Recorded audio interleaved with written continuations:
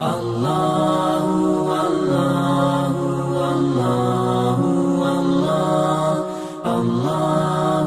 کے درس کی یہ مجلس ہے،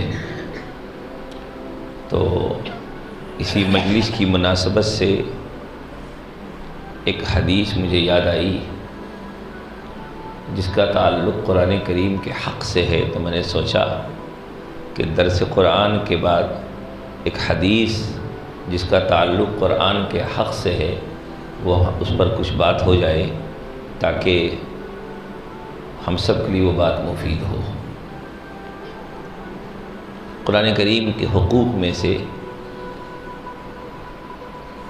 ایک حق تو یہ ہے کہ قرآن کریم پر ایمان لایا جائے، قرآن کریم کو اللہ کا کلام مانا جائے، اس کے بارے میں یقین رکھا جائے کہ قرآن کریم کا ایک ایک لفظ، ایک ایک حرف ویسا ہی ہے جیسا کہ لوح محفوظ میں قرآن کریم موجود ہے۔ وہاں سے بغیر کسی کم و زیادتی کے جبرائیل امین نے رسول اللہ صلی اللہ علیہ وسلم تک اس قرآن کو پہنچایا، اور رسول اللہ صلی اللہ علیہ وسلم کے ذریعے یہ قرآن کریم کی نعمت اس امت کو حاصل ہوئی۔ الحمدللہ ہم سب قرآن کریم پر ایمان رکھتے ہیں، یہ قرآن کریم کا حق ہے۔ اسی طریقے سے قرآن کریم کا حق ہے کہ قرآن کریم کو سمجھا جائے۔ الحمدللہ قرآن کریم کو سمجھنے کے لیے یہی مجلس ہے جہاں ہم جڑ کر کے قرآن کریم کو سمجھنے کا کام کرتے ہیں۔ اسی طریقے سے قرآن کریم کا حق ہے قرآن کریم کو پڑھنا، اس کی تلاوت کرنا، یہ قرآن کریم کا حق ہے، اور یہ بھی مستقل ایک عبادت ہے۔ آپ نے بارہا سنا ہوگا کہ قرآن کریم وہ کتاب ہے کہ جس کے بارے میں رسول اللہ صلی اللہ علیہ وسلم نے فرمایا کہ جب کوئی شخص اس کی تلاوت کرتا ہے تو اس کے ہر حرف پر 10 نیکیاں ملتی ہیں، بغیر سمجھے بھی پڑھتا ہے تو اس پر اس کو 10 نیکیاں ملتی ہیں، ہر لفظ پر نہیں بلکہ لفظ کے ہر حرف پر اس کو 10 نیکیاں ملتی ہیں۔ تو قرآن کریم کو پڑھنا یہ اس کا حق ہے اور ہمارے لیے یہ عبادت ہے۔ یہاں پہ قرآن کریم کو پڑھنے کے سلسلے میں ہمیں تھوڑا سا اپنا محاسبہ کرنا ہے کہ ہم قرآن کریم کو جو پڑھ رہے ہیں وہ ہمارا پڑھنا صحیح ہو رہا ہے یا نہیں ہو رہا ہے۔ پڑھنے کے سلسلے میں کہ وہ ہماری قراءت بنے، ہمارا وہ پڑھنا ہمارے لیے باعث ثواب بنے، اس کے لیے ایک تو خیال یہ رکھنا ہے کہ ہم قرآن کریم کو اس کی عربی زبان میں تجوید کے ساتھ پڑھنا سیکھیں۔ آج کل یہ سلسلہ چل پڑا ہے کہ رومن انگلش میں اور مختلف زبانوں میں قرآن کریم کو لکھ کر کے قرآن کریم کو پڑھنے کی کوشش کی جاتی ہے، یہ درست نہیں ہے۔ قرآن کریم کو اس کی عربی زبان میں پڑھنا ہے اور وہ سیکھنا ہے۔ صاحب اکثر فتاویٰ میں یہ بات لکھی ہوئی ہے کہ دیگر زبانوں کے سہارے سے قرآن کریم کو پڑھنے کی کوشش یہ درست ہی نہیں، ناجائز ہے۔ حضرت عمر رضی اللہ تعالیٰ عنہ کے زمانہ خلافت میں جب اسلامی فتوحات کا بہت سلسلہ ہوا اور بہت سے عجم کے علاقے اسلامی سلطنت کا حصہ بنے، تو عجم کے لوگوں کی زبان عربی نہیں تھی، تو دشواری ہوتی تھی پڑھنے میں۔ تو اس علاقے کے گورنروں نے حضرت عمر کو خط لکھا کہ اگر آپ کی اجازت ہو تو قرآن کریم کو پڑھنے میں آسانی کی خاطر یہاں کی مقامی زبان میں قرآن کریم کو لکھوا دیا جائے۔ حضرت عمر رضی اللہ تعالیٰ عنہ نے اس سے سختی سے منع فرمایا۔ اسی وجہ سے علماء یہی لکھتے ہیں کہ قرآن کریم کو چونکہ اس کے الفاظ میں نزاکت ہے، الفاظ کا تلفظ بدلنے سے، جیسا بھی آپ نے درس میں سنا، خلف اور خلف تھوڑے سے فرق سے معنی میں فرق ہو جا رہا ہے۔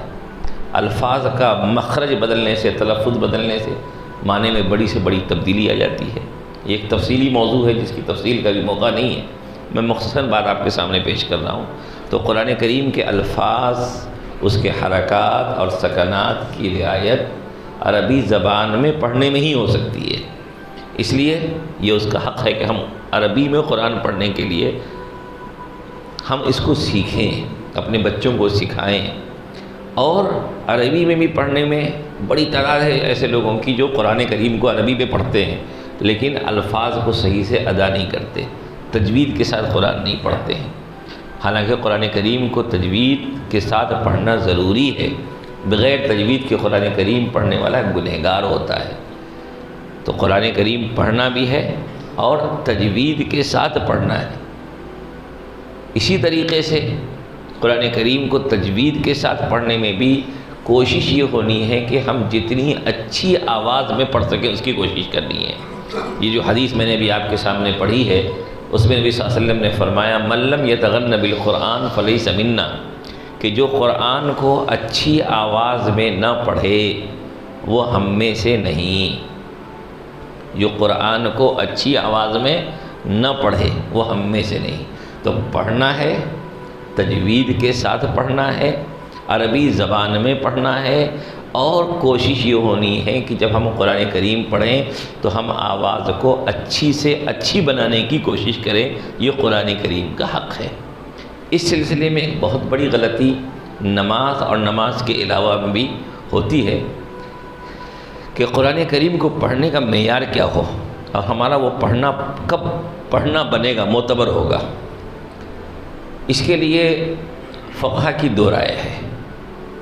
ہم سب الحمدللہ حنفی ہیں، احناف ہیں ہم لوگ. علماء احناف کی سلسلے میں دو رائے ہے اور اس مسئلے کو بہت توجہ سے سنیے، اس سے انشاءاللہ فائدہ ہوگا.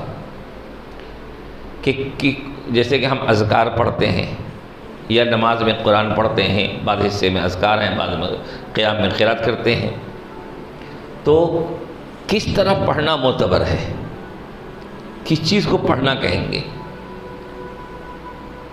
علامہ کرخی ہیں اور دیگر حضرات ہیں، یہ کہتے ہیں کہ پڑھنے کی دو شکلیں ہیں، ایک ہے جہری، ایک ہے سری.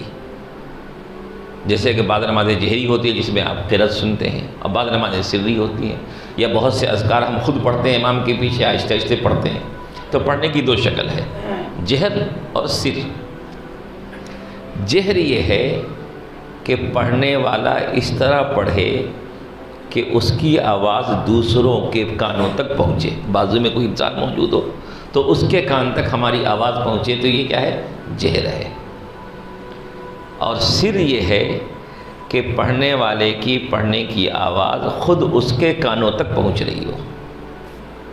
علامہ ابن حمام نے، علامہ محمود بن مازہ حنفی نے، اس طریقے سے علامہ ابن جیم مصری نے، علامہ زبیدی نے اور دیگر کئی حضرات نے اسی قول کو صحیح قرار دیا ہے کہ پڑھنا معتبر کب ہوگا کہ جب جیسے آہستہ پڑھ رہے ہیں تو پڑھنا کہ زبان سے الفاظ کا ایسا تلفظ آواز کے ساتھ ہو رہا ہو کہ وہ آواز ہمارے کانوں تک پہنچ رہی ہو، تو یہ سر ہے.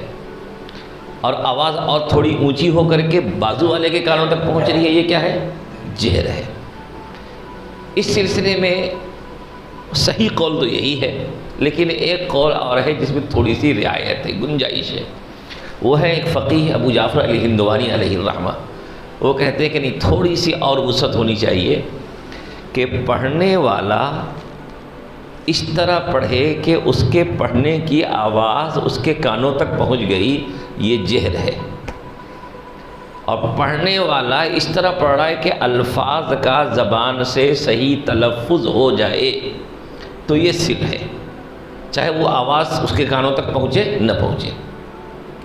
تو گویا کہ کم سے کم ادنا درجہ پڑھنے کا یہ ہے کہ الفاظ کا زبان سے صحیح تلفظ ہو. اگر اتنا بھی نہیں ہوا تو وہ قرات نہیں، وہ پڑھنا معتبر نہیں. ہم نماز میں آئے، اب ظاہر بات الفاظ کا زبان سے تلفظ ہو، اس کے لیے جب یہ ہوگا تو ہونٹوں میں بھی حرکت ہوگی، زبان میں بھی حرکت ہوگی. بغیر زبان کی حرکت کے، ہونٹوں میں جنبش کے بغیر تو الفاظ کا تلفظ ہو نہیں سکتا. اگر ہونٹ خاموش ہیں، زبان ہل نہیں رہی ہے یا ہلکی سی ہل رہی ہے تو وہ شریعت کی نظر میں معتبر تلاوت نہیں ہے، وہ پڑھنا معتبر نہیں ہے. اب آج کل ہم لوگ بہت سی مرتبہ نماز میں ہوتے ہیں، اپنا محاسبہ کیجئے، دوسروں کا نہیں. ہم لوگ دوسروں کو جج کرنے بیٹھ جاتے ہیں، اپنا محاسبہ کیجئے. کہ بہت کم ایسا ہوتا ہے کہ بس دل میں پڑھ لیتے ہیں. یہ دل کا پڑھنا معتبر نہیں. بعض خواتین کے بارے میں سنتا ہوں کہ رمضان میں وہ افطار کا انتظام کرتی ہیں، سحری کا بھی انتظام کرتی ہیں، سوتی بھی ہیں، اور آج کل کی خواتین اپنے شوق کے بہت سے کام بھی کر لیتی ہیں، مارکیٹنگ بھی کر لیتی ہیں، پھر 5 پارے 10 پارے بھی پڑھ لیتی ہیں. پھر وہ کیسا ہے؟ وہی وہ نظری تلاوت، بس نظر کو پھرا دیا، نظر کو پھراتے چلے گئے. یہ پڑھنا معتبر نہیں. کم سے کم تو قرآن کریم کی تلاوت کا یہ ہے کہ زبان سے الفاظ کا صحیح تلفظ ہو، ایسا پڑھنا ضروری ہے. ہم سب اس بات کا خیال رکھیں اور اس سلسلے میں جو بھی غلطی ہوئی ماضی میں اس پر اللہ سے توبہ کریں. اللہ سے دعا ہے کہ اللہ تعالیٰ ہم تمام لوگوں کو قرآن کریم کو پڑھنے، سمجھنے اور اس پر عمل کرنے اور اس کے حلال کو حلال سمجھنے، اس کے حرام کو حرام سمجھنے کی توفیق نصیب فرمائے. وآخر دعوانا الحمدللہ رب العالمین.